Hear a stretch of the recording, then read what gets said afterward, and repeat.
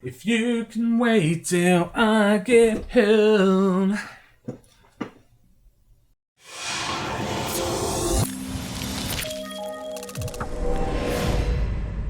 Now there's no denying that the BenQ Mobiuz EX2710 is aimed at gamers. Right from the get-go, BenQ are flashing gaming stats in your face. The box even screams gamer, but to tell you the truth, it's very modest in actually shouting about its impressive spec. The Mobiuz logo that is flashed across the front though looks pretty cool. The BenQ Mobiuz EX2710 in terms of its design is again pretty modest. It has 3 black bezels, with the bottom one being a darker grey. Unfortunately, the bezels aren't as minimal as some people might like, but I didn't really see it to be much of an issue. The stand is a light grey though, which does stick out like a sore thumb, and I wasn't really a fan. If this was black or even the dark grey that's found at the bottom bezel, it would have really blended a lot nicer. The stand is very easy to hook up to the monitor itself. It clips into place and provides a sturdy setup for your desk. Now don't fear nudging the monitor, it's not really going anywhere. There is though a garish red streak that runs across the base of the stand and it just looks really out of place. Around the back you can find 2 HDMI 2.0 ports and unfortunately not 2.1 like the PS5 and Xbox Series X ask for, and 1 single DisplayPort 1.2. Again, not quite the version 1.4 that can be found on more expensive panels.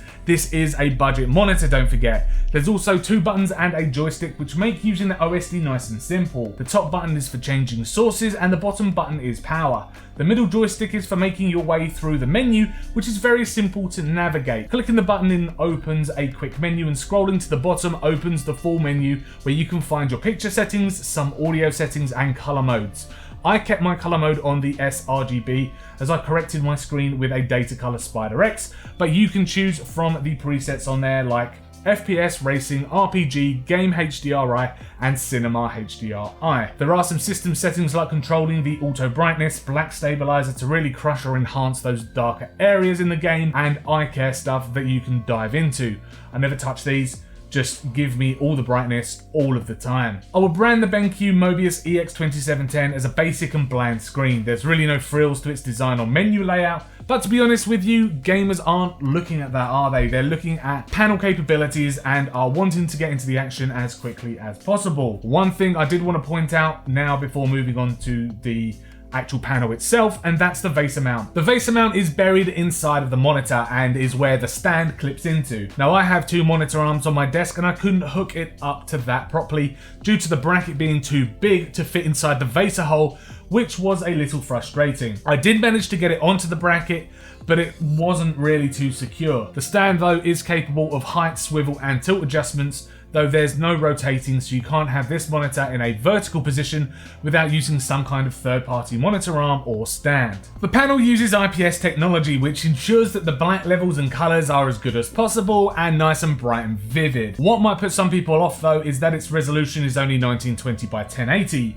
but it really shouldn't. Sure, 1080p might turn up some noses over the more modern 1440p or 4K resolutions, but hear me out. This monitor has a 144Hz refresh rate as well as compatibility with AMD Freesync. Being a gamer, especially those in the esports circuit, chances are you're keeping your resolutions as low as possible anyway to maximize those frames. Even at 1080p, I was still very happy with how sharp the monitor actually looked anyway. It definitely wasn't a hindrance and is absolutely capable of gaming, especially as it's boasting a 1 millisecond response time. You also need to turn on the AMA settings to reduce blurring. It's known as BenQ's kind of overdrive feature, and for the most part it does a decent job of reducing the amount of motion blur in your image. I kept this at 1 as there's not really too much difference between 1, 2 and 3 anyway. As usual, we run our BenQ Mobiuz EX2710 through our data color Spider X to test how it performs, and for the most part it gave us some great results in most areas.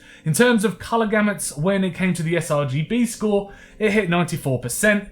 It's a little below what we ideally like to aim for, but it's not at all bad. It did fall down though when it came to your Adobe RGB score, coming in at 72%, and your DCI P3 score coming in at 72% as well. It means that colours for your photo or video colorists out there aren't exactly accurate, so I can't recommend this monitor for you, and by far the worst was NTSC colour gamut coming in at 67%.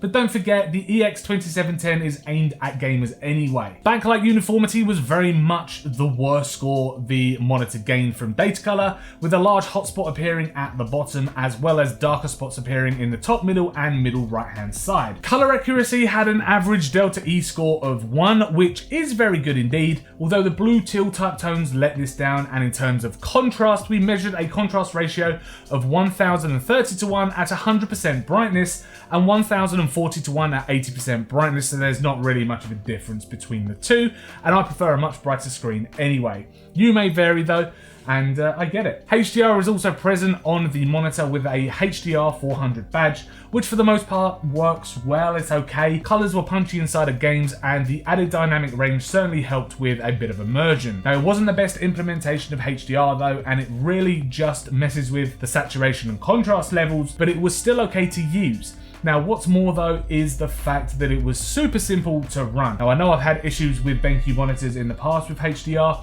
and how Windows detects that you've connected a HDR screen, but here I just simply turned it on in Windows and on the monitor, and it was just all good. There was no issues. There is a button on the front which gives you easy access to turning it on and off as well. I've had the BenQ Mobiuz EX2710 for about a week or so, and I've played a host of games over that time. Surely they've mostly been first-person shooters, that's just my jam, but I've thrown in a couple of random games in there too. But let's start with Destiny and Call of Duty Cold War. Now, these games already look pretty stunning anyway, and yes, while at 1440p or 4K they'll look even better, but here resolution isn't really a focus. What is though is how smooth these games feel when playing, and Cold War especially has that smooth style gameplay here. The colours though in Destiny 2 looked very vibrant, especially when you've got several ultimates firing off from different players in the instance. Everything also looked nice and sharp too, and I especially picked up this when running through Hollow Knight. Now, the faint glow from the main character is subtle but noticeable, especially in darker areas of the game, and the shine from the blue health bonuses look absolutely great. Baldur's Gate 3 is another one, and the environments looked absolutely lush and vivid as well, which just makes this game so much more immersive. Now, it's kind of crazy to think that the BenQ Mobiuz EX2710 is a budget gaming monitor when it features specs that can be found on more expensive panels.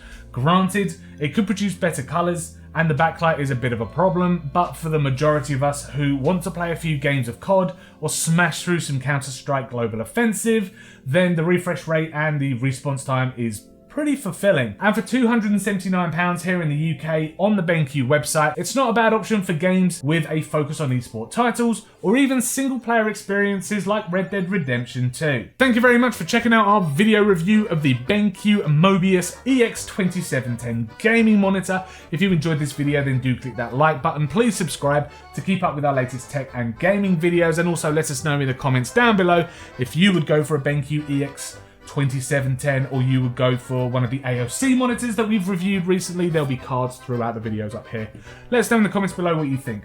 Also, don't forget to follow us over on Twitch, twitch.tv/TechNuovo, where you can find us streaming games on a Tuesday, Wednesday and Thursday from 8:30 PM onwards British time.